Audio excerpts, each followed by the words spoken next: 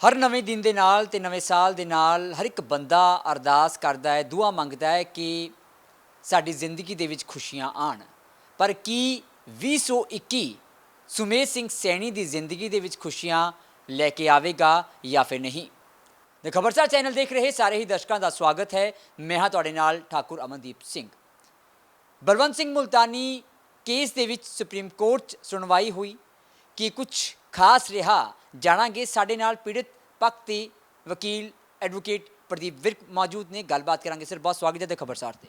ਸ਼ੁਕਰੀਆ ਜੀ। ਸਰ ਅੱਜ ਕੀ ਕੁਛ ਹੋਇਆ ਹੈ ਸੁਣਵਾਈ ਦੇ ਵਿੱਚ? ਸੁਪਰੀਮ ਕੋਰਟ ਦੇ ਵਿੱਚ ਜੀ ਸੈਣੀ ਵੱਲੋਂ ਕੁਐਸ਼ਨ ਪਟੀਸ਼ਨ ਪਾਈ ਗਈ ਹੈ ਜਿਹਦੇ ਵਿੱਚ ਇਹਨੇ ਪਰਚਾ ਖਾਰਿਜ ਕਰਨ ਦੀ ਮੰਗ ਕੀਤੀ ਹੋਈ ਹੈ। ਹੁਣ ਇਸ ਕੇਸ ਦੇ ਵਿੱਚ ਉਹਦੇ ਵੱਲੋਂ ਕਿਉਂਕਿ ਉਹਦੇ ਖਿਲਾਫ ਚਲਾਨ ਪੇਸ਼ ਹੋ ਚੁੱਕਿਆ ਸੁਮੇਧ ਸੈਣੀ ਦੇ ਖਿਲਾਫ, ਸੋ ਸੁਮੇਧ ਸੈਣੀ ਦੇ ਵੱਲੋਂ ਲਾਇਰ ਨੇ ਇੱਕ ਤਾਂ ਦਲੀਲ ਰੱਖੀ ਕਿ ਜੀ ਪੰਜਾਬ ਸਰਕਾਰ ਚਲਾਨ ਦੀ ਟਰਾਂਸਲੇਟਡ ਕਾਪੀ ਸੁਪਰੀਮ ਕੋਰਟ ਦੇ ਵਿੱਚ ਪਲੇਸ ਔਨ ਰਿਕਾਰਡ ਕਰੇ, ਜਿਹਨੂੰ ਪੰਜਾਬ ਸਰਕਾਰ ਨੇ ਵੀ ਐਕਸੈਪਟ ਕੀਤਾ।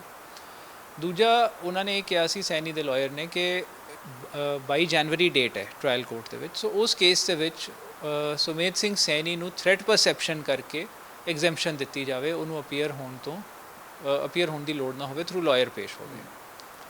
ਔਰ ਤੀਜੀ ਗੱਲ ਸੀ ਕਿ ਪ੍ਰੋਸੀਡਿੰਗ ਦੇ ਉੱਤੇ ਉਹ ਸਟੇ ਮੰਗ ਰਹੇ ਸੀ। ਸੋ ਉਹਦੇ ਵਿੱਚ ਜਿੱਥੇ ਤੱਕ ਤਾਂ ਸਟੇ ਦਾ ਸਵਾਲ ਸੀ ਉਹ ਤਾਂ ਕੋਰਟ ਨੇ ਸਿਰਫ ਇੰਨਾ ਕਿਹਾ ਹੈ ਕਿ ਇਸ ਡੇਟ ਨੂੰ 22 ਜਨਵਰੀ ਨੂੰ ਕੋਰਟ ਕੋਈ ਕਾਰਵਾਈ ਨਾ ਕਰੇ, ਡੇਟ ਪਾ ਦੇਵੇ। ਪਰ ਜਿਹੜੀ ਸਿਕਿਉਰਿਟੀ ਗਰਾਊਂਡ ਤੇ ਐਗਜ਼ੈਂਪਸ਼ਨ ਸੀ ਉਸ ਨੂੰ ਅਸੀਂ ਅਪੋਜ਼ ਵੀ ਕੀਤਾ ਕਿ ਜਦੋਂ ਇਹਨੂੰ ਸਿਕਿਉਰਿਟੀ ਮਿਲੀ ਹੋਈ ਹੈ, ਕੋਈ ਥ੍ਰੈਟ ਪਰਸੈਪਸ਼ਨ ਕਰਕੇ ਇਹ ਨਹੀਂ ਹੈ ਕਿ ਘਰੇ ਹੀ ਬੈਠੂਗਾ। ਸੋ ਇਹ ਐਜ਼ ਅਕਿਊਜ਼ਡ ਕਿਉਂ ਭੱਜੇ ਚੀਜ਼ 'ਚੋਂ? ਇਹ ਆਲਰੇਡੀ ਹੁਣ 4 ਕੇਸਿਸ ਦੇ ਵਿੱਚ ਅਕਿਊਜ਼ਡ ਬਣ ਚੁੱਕਿਆ ਸੁਮੇਧ ਸਿੰਘ ਸੈਣੀ। ਸੋ ਇਹਨੂੰ ਭੱਜਣ ਦਾ ਬਿਲਕੁਲ ਵੀ ਮੌਕਾ ਨਾ ਦਿੱਤਾ ਜਾਵੇ ਔਰ ਇਹਨੂੰ ਪੇਸ਼ ਹੋਣਾ ਚਾਹੀਦਾ like any other criminal. Sir ਨਹੀਂ, ਉਹਨਾਂ ਨੇ ਕੀ ਕਿਹਾ ਵੀ ਪੰਜਾਬ ਸਰਕਾਰ ਵੱਲੋਂ ਐਨਹੈਂਸ ਕੀਤੀ ਗਈ ਹੈ ਸਿਕਿਉਰਿਟੀ? ਉਹਨਾਂ ਦਾ ਕਹਿਣਾ ਸੀ ਜੀ ਕਿ ਅਗਸਤ 2020 ਦੇ ਵਿੱਚ ਸੁਮੇਧ ਸੈਣੀ ਦੀ ਸਿਕਿਉਰਿਟੀ ਐਨਹੈਂਸ ਕੀਤੀ ਸੀ ਪੰਜਾਬ ਸਰਕਾਰ ਜੀ।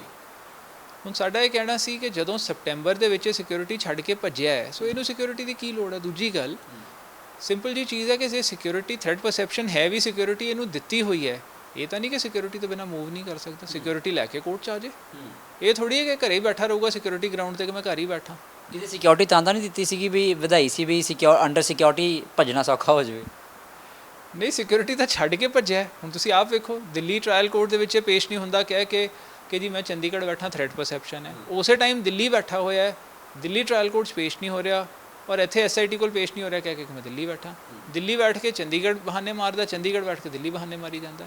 ਇਹ ਹਰ ਪਾਸੇ ਕੰਟਰਰੀ ਸਟੇਟਮੈਂਟਸ, ਆਪਣੀਆਂ ਸਟੇਟਮੈਂਟਸ ਬਦਲੀ ਜਾਂਦਾ ਮੌਕੇ ਦੇ ਹਿਸਾਬ ਨਾਲ।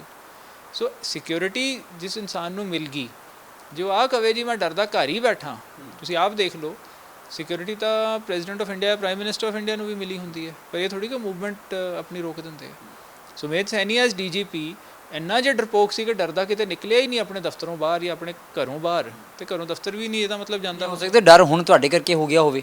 ਪਹਿਲਾਂ ਤਾਂ ਚਲੋ ਜਦੋਂ DGP ਸੀ ਉਦੋਂ ਤਾਂ ਘੁੰਮਦੇ ਰਹੇ ਨੇ, ਹੁਣ ਸਿਕਿਉਰਿਟੀ ਲੈ ਕੇ ਵੀ ਜੇ ਡਰਦੇ ਪਏ ਨੇ, ਕੁਛ ਤਾਂ ਕਾਰਨ ਹੋਣਗੇ। ਦੇਖੋ, ਡਰ ਰੱਬ ਦਾ ਹੋਣਾ ਚਾਹੀਦਾ, ਬੰਦਿਆਂ ਦਾ ਨਹੀਂ। ਬੰਦਿਆਂ ਤੋਂ ਡਰਨ ਦੀ ਕੀ ਲੋੜ ਹੈ? ਰੱਬ ਨਾ ਮਾਰੇ, ਬੰਦੇ ਦੇ ਮਾਰਿਆਂ ਕੌਣ ਮਰਿਆ? ਜਿੱਥੇ ਤੱਕ ਮੇਰਾ ਸਵਾਲ ਹੈ, ਮੈਂ ਤਾਂ ਇੱਕ ਸੱਚਾਈ ਨੂੰ ਅੰਜਾਮ ਤੱਕ ਲੈ ਕੇ ਚੱਲਿਆ, ਜੋ ਸਾਡਾ ਇੱਕ ਇਨਸਾਨੀਅਤ ਦਾ ਫਰਜ਼ ਹੁੰਦਾ ਹੈ।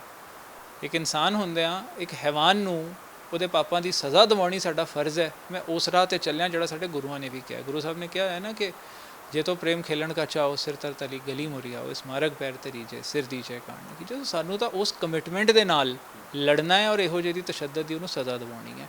ਹੁਣ ਜੇ ਉਸ ਚੀਜ਼ ਤੋਂ ਡਰਦਾ ਲੁਕਦਾ ਫਿਰਦਾ, ਉਹਦੀ ਮਰਜ਼ੀ। ਸਰ ਹੁਣ ਅਗਲੀ ਤਰੀਕ ਕੀ ਪਈ ਹੈ ਜੀ? ਇਹਦੇ 'ਚ 8 ਫਰਵਰੀ ਡੇਟ ਪਈ ਹੈ ਜੀ। ਤੇ 2021 ਦੇ ਵਿੱਚ ਖੁਸ਼ੀਆਂ ਕਿੱਥੇ ਆਉਣਗੀਆਂ? ਮਤਲਬ ਜੇ ਇਨਸਾਫ ਮਿਲੇਗਾ ਮੁਲਤਾਨੀ ਪਰਿਵਾਰ ਨੂੰ, ਜਾਂ ਫਿਰ ਸੁਮੇਧ ਸਿੰਘ ਸੈਣੀ ਦੇ ਲਈ ਜਿਹੜਾ ਸਾਲ ਹੈ ਉਹ ਚੰਗਾ ਸਾਬਿਤ ਹੋਵੇਗਾ? ਦੇਖੋ, ਚੰਗਾ ਤਾਂ ਸੁਮੇਧ ਸਿੰਘ ਸੈਣੀ ਲਈ ਆ ਹੋਊਗਾ ਕਿ ਉਹਦੇ ਪਾਪਾਂ ਦੀ ਉਹਨੂੰ ਸਜ਼ਾ ਮਿਲੂਗੀ। ਸੋ ਉਹਦੇ ਪਾਪਾਂ ਦਾ ਘੜਾ ਜੇ ਭਰ ਗਿਆ ਹੈ, ਹੋਰ ਨਹੀਂ ਆ ਰਹੇ ਵਿੱਚ, ਉਸ ਐਂਗਲ ਤੋਂ ਚੰਗਾ ਹੋਊਗਾ ਕਿ ਕਿੰਨੀ ਦੇਰ ਤੱਕ ਭੱਜੂਗਾ। ਹੁਣ ਉਹਨੂੰ ਸ਼ਾਇਦ ਭੱਜਣ ਤੋਂ ਥੋੜ੍ਹੀ ਰਾਹਤ ਮਿਲ ਜੇ, ਫਾਈਨਲੀ ਸਜ਼ਾ ਭੁਗਤਣੀ ਪਵੇ ਜਾਂ ਟ੍ਰਾਇਲ ਫੇਸ ਕਰਨੀ ਪੈ ਜਾਏ। ਰਹੀ ਗੱਲ ਮੁਲਤਾਨੀ ਪਰਿਵਾਰ ਦੀ, ਇਹਨਾਂ ਵੱਲੋਂ ਤਾਂ ਇੱਕ ਐਗਜ਼ਾਮਪਲ ਸੈੱਟ ਹੋਊਗੀ ਕਿ ਇੱਕ ਬੰਦਾ ਜਿੰਨੀ ਮਰਜ਼ੀ ਹਾਈ ਪੋਸਟ 'ਤੇ ਹੋਵੇ, ਜਿੰਨੀ ਮਰਜ਼ੀ ਤਸ਼ੱਦਦ ਕਰੇ, ਪਾਪਾਂ ਦੀ ਸਜ਼ਾ ਤਾਂ ਭੁਗਤਣੀ ਪੈਂਦੀ ਔਰ ਇਸੇ ਜਨਮ 'ਚ ਭੁਗਤਣੀ ਪੈਂਦੀ ਹੈ। ਔਰ ਉਹਦੇ ਲਈ ਸਾਨੂੰ ਹਥਿਆਰ ਚੁੱਕਣ ਦੀ ਲੋੜ ਨਹੀਂ, ਨਿਡਰ ਹੋ ਕੇ ਰੱਬ ਦੇ ਵਿੱਚ ਵਿਸ਼ਵਾਸ ਰੱਖਦਿਆਂ ਹੋਇਆਂ ਕਮਿਟਮੈਂਟ ਨਾਲ ਕਾਨੂੰਨੀ ਲੜਾਈ ਲੜਨ ਦੀ ਲੋੜ ਹੈ। ਤੇ ਜਿੰਨਾ ਮਰਜ਼ੀ ਉੱਚੇ ਪੋਸਟ 'ਤੇ ਬੈਠਾ ਹੋਇਆ ਕੋਈ ਬੰਦਾ ਹੋਏ, ਉਹ ਬਚ ਨਹੀਂ ਸਕਦਾ। ਸਾਡੇ ਨਾਲ ਗੱਲਬਾਤ ਕਰਨ ਲਈ ਬਹੁਤ ਬਹੁਤ ਧੰਨਵਾਦ। ਤੇ ਸਰ ਨੇ ਬਿਲਕੁਲ ਠੀਕ ਕਿਹਾ, ਕਿਉਂਕਿ ਕਰਮਾਂ ਦੇ ਨਵੇੜੇ ਇੱਥੇ ਹੀ ਹੋਣੇ ਨੇ, ਚਾਹੇ ਬਹਾਨਾ ਅਦਾਲਤਾਂ ਦਾ ਬਣੇ, पर जिसने जो भी काम गलत किया है रब सारा कुछ देखता है। बाकी रही गल इंसाफ की, वेखना दिलचस्प होगा कि आखिर बलवंत सिंह मुल्तानी परिवार को इंसाफ कदों मिलेगा।